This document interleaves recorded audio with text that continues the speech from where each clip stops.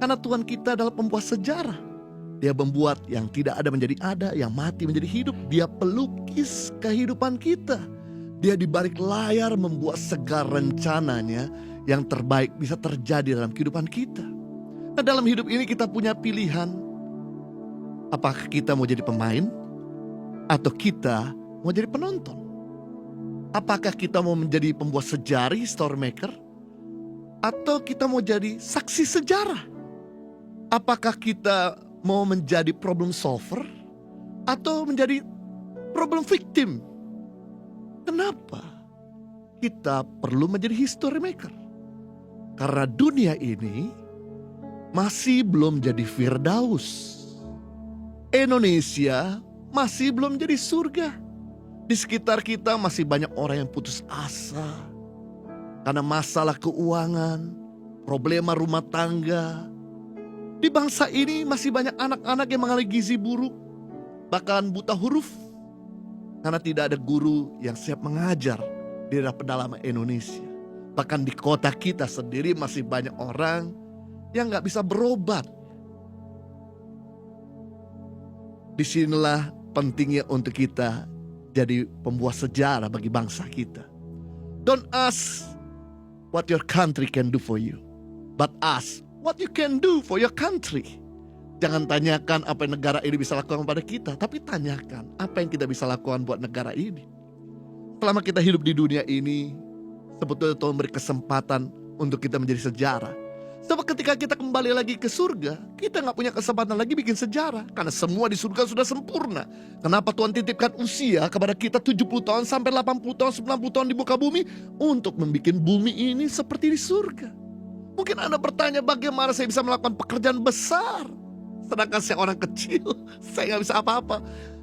Yesus berjanji, barang siapa percaya kepada dia, dalam Yohanes pasal 14 ayat 12, aku berkata kepadamu, sesungguhnya barang siapa percaya kepadaku, ia akan melakukan juga pekerjaan-pekerjaan aku lakukan.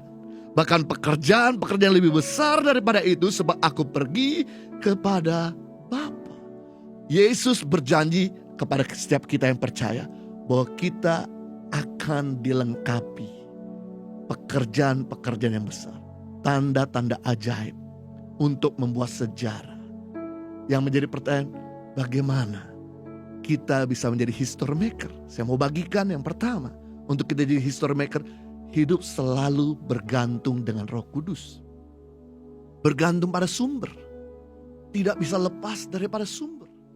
Sebab begitu kita lepas daripada sumber, maka kita akan segera kering dan mati. Yohanes pasal 15 ayat yang kelima, Yesuslah pokok anggur dan kita rantingnya. Barang siapa tinggal dalam dia dan dia tinggal dalam kita, maka kita berbuat banyak. Sebab di luar Tuhan kita gak bisa berbuat apa-apa. Jadi selama kita depending on God, tinggal dalam Tuhan, bergantung, nempel sama Tuhan, pasti dia akan membawa kita, mengubah kita, dan menjadikan history maker. Ini merupakan ayat favorit saya. Di dalam 1 Korintus pasal yang ke-1 ayat 27-31. Apa yang bodoh bagi dunia, Tuhan pilih untuk mempermalukan yang berhikmat bagi dunia. Apa yang lemah bagi dunia, Tuhan pilih untuk mempermalukan yang kuat bagi dunia. Apa yang tidak terpandang, yang hina bagi dunia, Tuhan pilih untuk memberikan arti dan bahkan memberi pengaruh bagi dunia ini. Agar jangan ada seorang pun memegahkan diri. Berarti ketika kita merasa bodoh, ketika kita merasa kurang hikmat, ketika kita merasa lemah, ketika kita merasa terhina, ketika kita merasa bahwa kita gak bisa apa-apa, disitulah kita membutuhkan Tuhan. Dan ketika kita bergantung sama Tuhan, maka yang terjadi kuasa Tuhan bekerja. Dan kita akan bikin perkara-perkara yang ajaib. Jujur, saya sudah belajar sharing firman Tuhan sejak tahun 1996. Udah berapa puluh tahun. Sampai hari ini setiap kali saya mau bicara, saya masih ada rasa grogi dan gemetar. Ini membuat saya harus bergantung sepenuhnya kepada Roh Kudus. I need you, Lord. I need your presence. I need your anointing. I need your Holy Spirit. Dan kemudian saya bisa merasakan kadang-kadang apa yang saya sudah persiapkan itu malah gak kepake. Roh Kudus memberikan hikmat sehingga saya bisa menyampaikan pesan-pesan di luar daripada yang saya sudah persiapkan. Bukankah itu karunia daripada Roh Kudus? Ketika kita bergantung sama Dia. Dan perhatikan, King of Success in the Bible, they were king of failure. Semua raja-raja sukses dalam Alkitab mereka adalah raja-raja kegagalan. Semua pemimpin sukses dalam Alkitab mereka adalah pemimpin punya latar belakang buruk. Tapi begitu mereka bergantung sepenuhnya kepada Tuhan, mereka jadi orang-orang yang hebat. Mereka jadi orang-orang berpengaruh. Sebagai contoh adalah Paulus. Dia punya pendidikan tinggi dari Gamaliel, calon Sanhedrin, terpandang dan hafal hukum Taurat. Mantan penganiaya orang Kristen, bahkan pembunuh orang Kristen, bukan orang Yahudi. Paulus sebenarnya sangat cocok untuk dia menginjil bagi orang-orang Yahudi. Tapi justru Tuhan pilih Paulus bukan menginjil, menjangkau, bukan memberkati orang Yahudi, tapi memberkati orang non-Yahudi.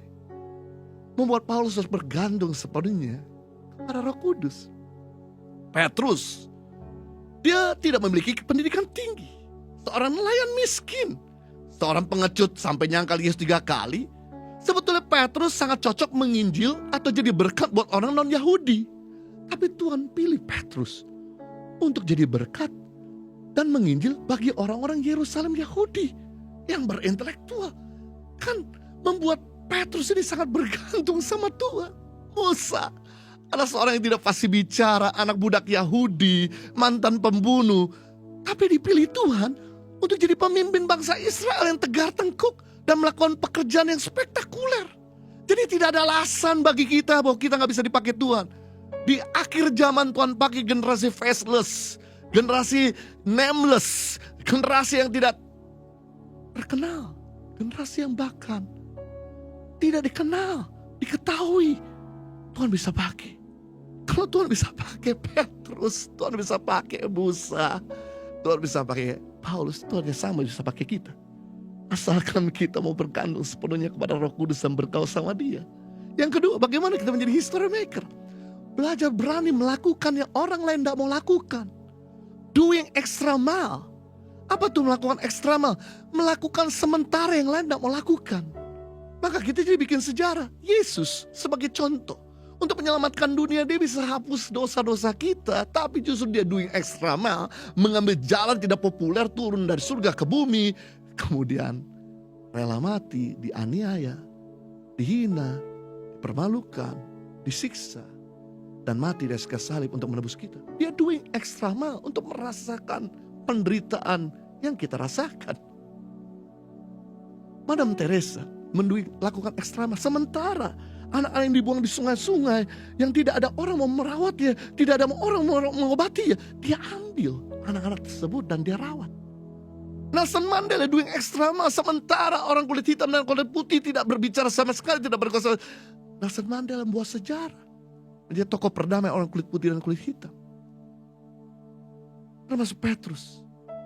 Ketika lihat Yesus berjalan di atas air, dia berkata, Yesus, kalau itu engkau benar adalah Tuhan, buat saya juga berjalan di atas air. Kemudian Yesus berkata, silakan. Petrus satu-satunya di antara 12 murid-murid Yesus yang berani doing extra mile, melakukan yang 11 murid tidak mau lakukan. Dan apa yang terjadi ketika dia melakukan extra mile? Dia berjalan di air. Sejarah selalu dimulai ketika kita melakukan yang orang lain tidak mau lakukan. Matius pasal 5 ayat 41. Dan siapapun yang memaksa engkau berjalan 1 mil, berjalan 2 mil. Artinya gini, kalau kamu diminta untuk bekerja hanya dengan gaji 2 juta, bekerjalah seperti Anda digaji 4 juta. Kalau Anda digaji 5 juta, doing extra mile, bekerja seperti engkau digaji 10 juta. Jangan komplain sama pemimpinmu karena mungkin engkau dipotong gaji di masa pandemi ini, engkau gak dapat bonus, engkau gak dapat THR. Engkau ngapain berkata, saya kerja lebih excellent. No. Justru anak-anak Tuhan kalau mau bikin sejarah, kita harus lebih excellent. Harusnya kita ini bukan komplain, tapi harusnya kita bikin bos kita malu kalau kita digaji rendah. Sumber kita ini bukan dari pimpinan saja, sumber kita dari Tuhan. Tuhan bisa bikin sumber-sumber baru untuk mengalirkan berkat. Selama kita bekerja untuk Tuhan dan bukan untuk manusia, maka Tuhan akan menggaji kita dan memberkati kita.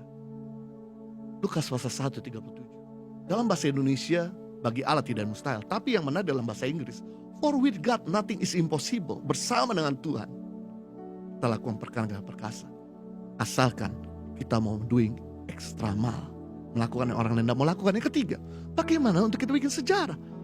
Mengasihi dan mencintai manusia dengan konsisten. Never stop loving people. Never stop forgive people. Jangan berhenti mengasihi orang. Jangan berhenti mengampuni orang. Teruskan. Kita gak akan lihat perubahan dalam hidup orang kalau kita berhenti doakan, berhenti menolong, berhenti mengasihi, berhenti berbuat sesuatu bagi dia. Ayat terakhir Galatia pasal 6 ayat 9. Janganlah kita jemu-jemu berbuat baik, karena apabila sudah datang waktunya kita akan menuai jika kita lemah. Firman Tuhan berkata, ada dua hal yang membuat kita gak lihat hasil. Yang pertama, kita berhenti berbuat baik. Yang kedua, kita lemah berbuat baik. Jadi kalau berbuat baik itu harus mengandung dua unsur. Yang pertama konsisten, dan yang kedua on fire.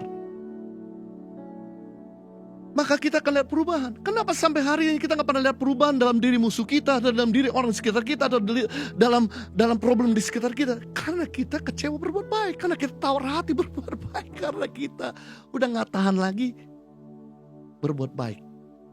Coba seandainya kita singkirkan sebentar sakit hati kita, dan teruskan doakan, dan teruskan berkati, dan teruskan mengasihi, dan teruskan untuk ampuni. Saya yakin cepat atau terlambat orang itu pasti berubah. Buktinya sejahat-jahatnya kita bisa berubah juga karena kasih Tuhan. Sekeras-kerasnya Saulus tetap berubah bisa juga. Senajis-najisnya perempuan Samaria dalam Yohanes 4 bisa berubah juga karena kasih Tuhan yang konsisten. Berarti kita bisa menangkap kesimpulan tidak ada seorang pun yang bodoh kalau kita mau konsisten mendidiknya. Tidak seorang pun yang jahat kalau kita mau konsisten berbuat baik. Tidak ada seorang pun yang sakit parah kalau kita mau konsisten merawatnya. Tidak ada seorang pun binasa kalau kita mau konsisten menyelamatkan. Saya tutup dengan kalimat terakhir. Jangan sekedar kita lahir di Indonesia, tapi lahirkan Indonesia di hati kita. Maka kita akan lihat kemuliaan. Sebetulnya kegelapan tidak pernah ada di negeri kita. Kegelapan tidak pernah ada di keluarga kita. Lalu kenapa kegelapan ada? Karena terang tidak percaya. Jadi untuk mengusir kegelapan tidak usah ditenging-tenging. Nyalakan kebaikan. Nyalakan kasih. Nyalakan perhatian.